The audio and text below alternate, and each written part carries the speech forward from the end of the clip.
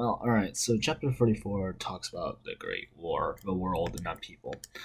So basically, this is the evolution, the evolution of how World War One was called. It was initially called the Great War, the war to end all wars, in the First World War.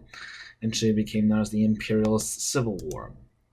So World War One would kick off history's most violent century. It was the first total war where there was less distinction between military and civilian personnel than in the past. It took place on a global and industrial scale. Well, of course, this meant that it completely destroyed economies and greatly increased the sizes of government. It would also set the stage for World War II and the Cold War, shifting power away from the 19th century hegemons, destroying foreign empires, and creating 9 new nations. And emotions scar an entire generation and challenge the idea of progress. So the immediate spark for this brutal war was the assassination of Archduke Franz Ferdinand by a Serbian nationalist. However, there were already long simmering causes that were already there, such as militarism, secret alliances, imperialism, and nationalism. So competing nationalisms would be an inevitable outcome of the French Revolution. It all revolved around the notion of self-determination, stating that people with the same ethnic origins, language, and political ideals had the right to form sovereign states. This would lead to the rise of independence movements. For example, Belgium in 1830, Italy's unification in 1861, and Germany's unification in 1871. Now, nationalism remained unresolved, most notably in Eastern Europe and the Balkans. We saw this in the Austrian-Hungarian Empire. It was a very diverse empire comprising of Poles, Czechs, Slovaks, Serbs, Croats, and Slovenes. Excuse me, sorry about that. Slovenes. Now, however, the Empire of Russia, the Russian Empire, in order to weaken their Austrian-Hungarian rivals, decided to promote the idea of Pan-Slavism, stressing the ethnic and cultural kinship of the various Slav peoples. Basically, it was the whole notion of, we must reunite with our Slavic brothers in faraway lands. The Russian Empire had a similar problem, as it itself was comprised of Poles, Ukrainians, and Balts, as well as the Ottoman Empire, Greeks, Serbians, Romanians, and Bulgarians. Now, you also had some naval competition. Great powers were convinced, like Britain, and especially Britain and Germany, were convinced that global dominance depended on control of the seas. Thus, Great Britain and Germany engaged in a very expensive naval race with increased tensions. Naval power was seen as imperative to secure trade routes and protect merchant shipping, and it was thought to be decisive in determining the outcome of war. To further their naval aims, Britain and Germany constructed these massive super battleships known as dreadnoughts. These were supposed to protect merchant shipping and, if necessary, conduct high seas battles. The most unsettling economic rivalry was between Britain and Germany. The dominance of the British Empire was declining, due to colonial disputes, and though Germany being latecomer to empire building, proved very aggressive. It was seeking a place in the sun, in Kaiser Wilhelm's own words. This led to small-scale disputes around the globe, especially in the Balkans. So this whole this can be explained with a phenomenon as the Thucydides Trap, who wrote that basically it entails that when a rising power causes fear to establish power, it often creates tensions that escalate towards war. In the case of Thucydides' time, it was, the growth of Athenian power and the fear which this caused in Sparta. Now, chauvinistic public pressure also contributed to national rivalries. You had the beginning of the media age with rapid, easily consumable and accessible news source information, like newspapers and instant communications. This led to the availability of cheap newspapers, pamphlets, and books which frequently encouraged aggressive actions. This put awkward pressure on politicians as they were pressured into achieving diplomatic victories that would be good in the short term but prove detrimental in the long term by poisoning relations. That they ran the risk of paying for short-lived triumphs with long-lasting hostility from other countries. An example would be the U.S. example would be, American anger resulting from 9/11, pushing the country into leading a disastrous invasion of Iraq. Same thing with Russia decided to invade Ukraine. Now you also had inflexible diplomatic alliances, agreements of mutual defense and support in case of an attack. The chain reaction due to reciprocal treaty obligations made war more likely. For example, the triple. You're at this time you're divided into two blocks. First one being the Triple Alliance, later known as the Central Powers, with Germany and Austria-Hungary and Italy. This served as a defensive pact against Russia and France. They also the Triple Entente, the Allies, Russia, France, and Britain. France, especially, was very unhappy about their loss to the Germans in the Franco-Prussian War and resulting loss of Alsace-Lorraine. Now, the Triple Alliance was primarily worried about a two-front war and English domination in the seas. They also worried about the possibility of French attack and Russian interference over Austrian Balkan policies. The Triple Entente, on the other hand, was worried about the strong German Austro-Hungarian alliance, while as the Ottoman Empire was crippled and withering away. Britain was concerned to maintain the balance of power, and France was worried about hostilities with Germany. Now, you also had, this complex alliance system wasn't helped by mutually threatening war plans. Basically doctrines for plans for war that were inflexible and just not well thought out. Example be French Plan 17. It heavily emphasized rapid offensives that gave no thought to possible reactions of the enemy.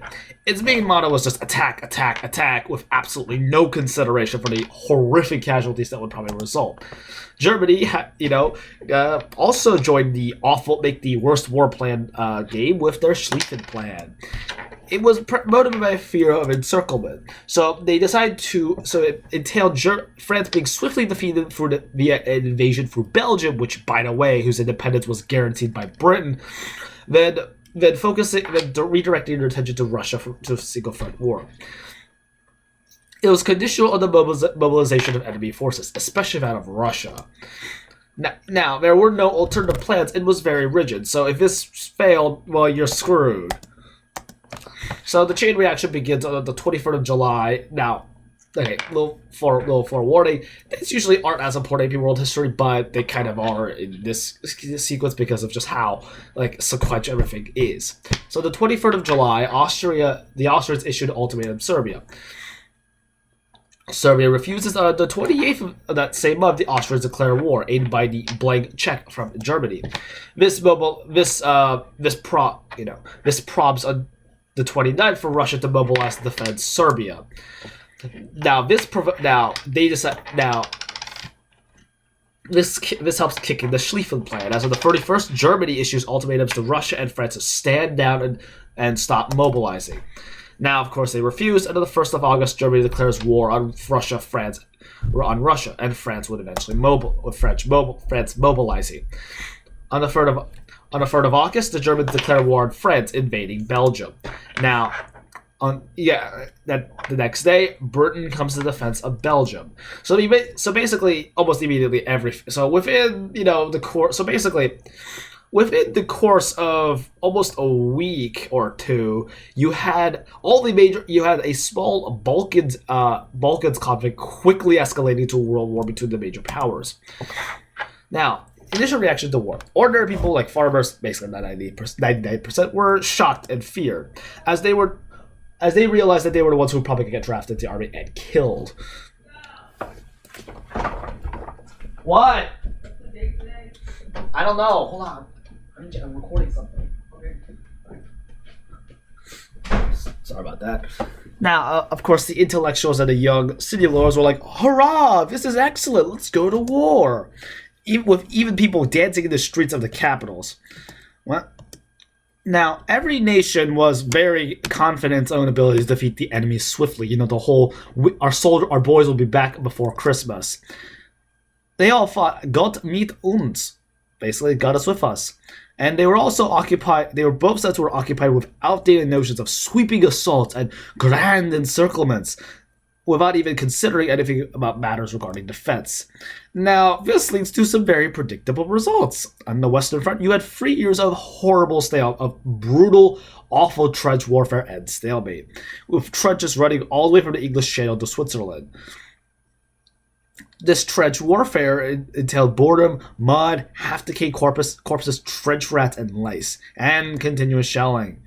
And then the East Timor movement, with Russia getting absolutely destroyed due to its lack of proper preparations for its army, lack of equipment and training, and just bad commanders that just come together and wreck Russia's abilities. Eventually, Russia is forced to sign the humiliating Treaty of Brest-Litovsk in March of 1918 that places much of the Eastern Europe in Central Powers' control. You also had to trench warfare happened because of a variety of new military technologies like machine guns, which made launching mass charges absolutely murderous. You also had U-boats, trench warfare, tanks that were initially effective but quickly lost to counterattacks. Airplanes, which tanks and airplanes would be more important in the Second World War, as they were really mostly in their infancy. You also had poison gas, first being used by German troops in 1915. Mustard gas alone would cause 800,000 casualties. Now, this new form of warfare led to some horrifically high casualty rates. For example, at the Battle of Verdun in 1960, 315,000 French were killed. For comparison, in the entire course of the American Civil War, a total of 862,000 died. So basically, it took one battle to kill half as many people who died in the American Civil War. You also had 280,000 killed, so German killed as well. So that also helps you put it in perspective. There were less than 160 identified bodies were recovered. You also had the Battle of the Somme, with the British gaining a few thousand yards at the cost of 420,000 casualties. There was no significant strategic advantage for either side. Civilian casualties were as well. For example, you had civilian bombing and naval blockades to starve the population into submission. You can also blame the high casualty rates due to the whole notion of lions being led by donkeys. Basically, commanders were using the old tactics to lead their men into combat when there were new weapons that changed the name of warfare. Now, victory became more dependent on keeping the army supplied than on battlefield wins due to just the nature of how grueling horrible this is. This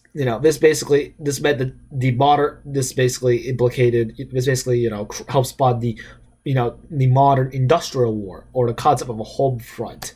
It also spawned the concept of homeland security. In this situation, the government takes dictatorial command of the economies to maintain the war effort. Military service was extended beyond initial enlistment and began using conscription rather than just volunteer force, because, simply put, too many people were dying to sustain volunteer forces. Women were also pressed into the workforce in order to make up for the shortage of labor.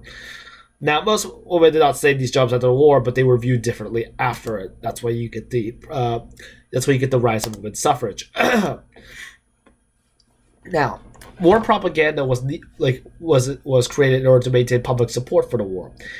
You had restriction of civil liberties and the censorship of bad news and the vilification of the enemy. Posters, pamphlets, and films were used, and these were full of blatant lies and untruths.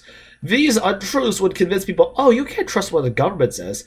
This would end up being tragically ironic, as the disbelief of World War I propaganda would make belief in actual legitimate World War II atrocities like the Holocaust more difficult. Now, European governments eventually carried their animosity into their colonies, with drafting millions of colonial subjects into their war machines. Japan would enter the war and impose 21 secret demands on China, which essentially made China a protectorate. They refused. And you also had between the European powers a tough battle for German colonies in Africa. You also had the British attempting to land at Gallipoli in order to open a warm water supply line to Russia that ends in a total disaster. FYI, this was actually organized by Winston Churchill, and it would create a huge state on his career forever. You also had the Armenian genocide, with the Armenians being blamed by the Ottomans for Ottoman losses and being murdered as a result. The Arabs would also revolt against the Ottomans with the because they were promised independence and a unified Arab state by the British, but the British were just lying. In 1917, Tsar Nicholas of Russia abdicates the throne. This is known as the March Revolution. Now, the provisional government that would come in did not last very long, as they stayed in the war. Germany, seizing the opportunity, smuggles Vladimir Lenin into Russia. He proves very successful in actually pulling Russia in the war, as he gains popularity by promising land, peace, and bread. Lenin's Bolsheviks take over the Soviets and worker councils and invent the country in the November Revolution.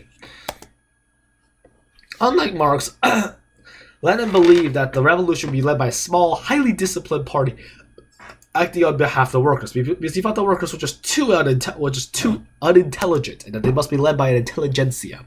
This was supposed to be known as the vanguard.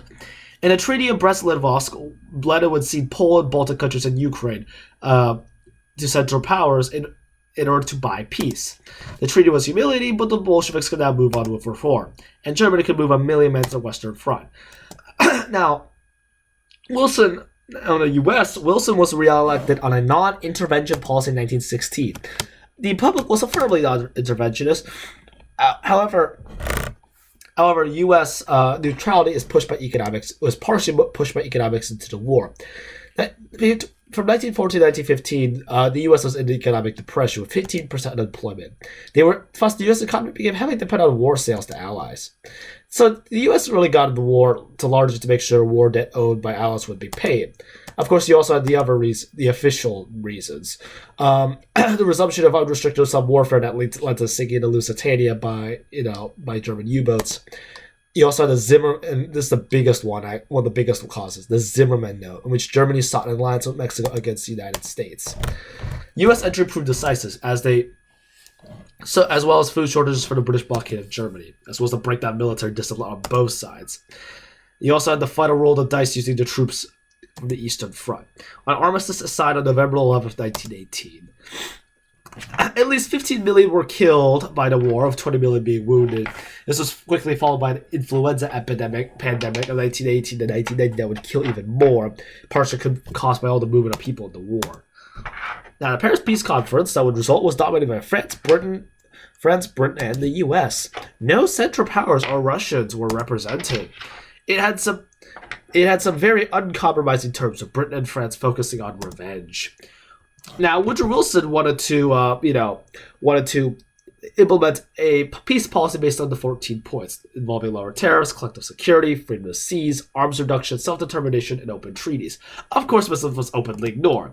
The peace treaties were extremely harsh on the Central Powers. Germany had to accept full guilt for the war, pay enormous reparations, give up its navy and air force, and accept territorial losses. Now, in the defense of the Versailles Treaty, which was terrible to begin with, which was already really terrible, this was no harsher than the Brest-Litovsk Treaty Germany imposed on Russia. Also, Austria-Hungary is dismantled as a state. So this is basically, the territorial exchanges we can see. They would eventually get Ukraine back. The Soviet Union would eventually get Ukraine back, but as you can see, Russia just loses a crap ton of territory in Eastern Europe.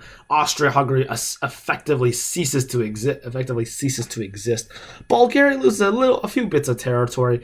Now Germany, is forced to cede this territory to Poland to form the Polish corridor, the hated Polish corridor.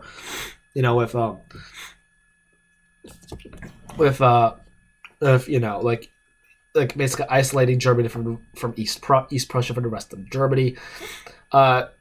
Germany has to give up Alsace-Lorraine, give up this part to Denmark, and of course, the Rhineland becomes demilitarized. Now, the Ottoman Empire will lose all of its non-Turkish territory. The Treaty of Sevres removes Balkan Balkan-era provinces, allowing for European occupation of South and East Anatolia. Now, this doesn't exactly this doesn't exactly this doesn't exactly placate the nationalists, and this would lead to an uprising by Mustafa Kemal Ataturk against the Sultan, who had agreed to this peace treaty. Kemal Ataturk would eventually create the Republic of Turkey and reconquer the rest of Anatolia. The Allies decided to recognize the Republic in the Treaty of Lausanne. Now, Ataturk begins the intensely secular modernization economic development program. He heavily emphasized a separation of Muslim religious establishment and the state. He also emancipated women and adopted European culture. It's almost like the Meiji Restoration. So yeah, this is basically a map of how the Ottoman Empire just totally disintegrated. Just getting with all that's left of it is just Turkey. Now, if you look at this, if you go, hey, what are all these nice little states that are cut out from the Ottoman Empire? Didn't you say that the British promised the Arabs a unified state? Well, you also have to remember they were lying. They basically went back on their promise because the British and the French had signed a secret agreement called the Sykes-Picot Agreement that basically said, yeah, we're going to cut off the Middle East in this way.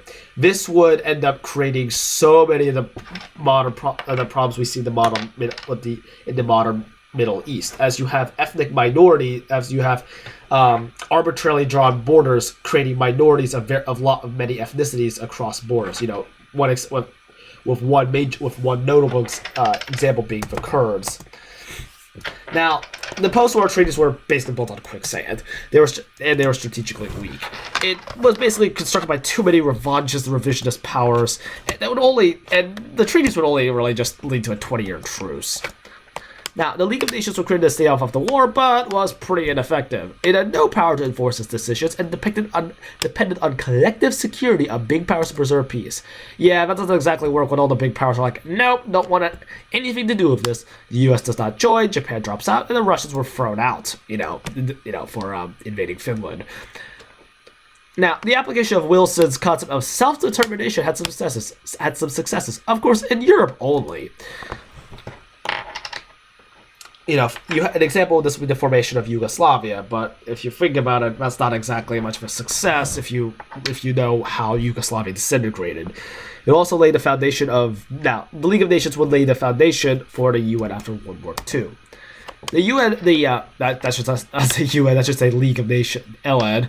The League of Nations had a mandated system in which it was created to control formerly colonized areas of Central Powers only. It was basically just a euphemism for colonies, though. The whole idea was based on some blatant racism, as it explicitly says in the text, Africans and Asians were not yet able to stand by themselves and needed tutelage from the advanced nations. This, of course, as you can imagine, really angered the Arabs who had been lied to. It did help the fact that the Zionists were also promised Arab lands in the Balfour Declaration. The British do this not out of the kindness of their hearts, but just out of some cynical appearance of humanitarianism. Now you might think, oh wow, the Europeans got some more colonies. Yay, I'm guessing the European hegemony lasts forever. Well, not really. This war permanently damaged European prestige power and set the stage for decolonization. As colonists were less inclined to behave as loyal subjects. As for one thing, Europe was viewed as weak, divided, and vulnerable. It also raised the question of whether white overlords were destined to rule, as they've just, basically, World War I demonstrated that they weren't invincible. Also, you had the fact that, like I said, millions of colonial subjects were drafted into the war. Well, basically, they were like, hey, wait a second, I risked my life for this war. Shouldn't my people also get independence as well? And get the right to rule? The U.S. also becomes the primary creditor to the world and push self-determination, except I'm concerned. Like, the U.S. would push self-determination genuinely, except if it had to deal with our own hemisphere. If it dealt with our own hemisphere, nah, it was an American dominion through and through. And of course, you also saw that but if you're wondering what was this example of genuine self-determination, it was the Philippines. There was a genuine push to give the Philippines independence, but that got quickly derailed by the Second World War. The USSR would also push anti-imperialism. Quite funny when the fact that, the USSR would end up gobbling up Eastern Europe after the Second World War. Thank you very much for listening.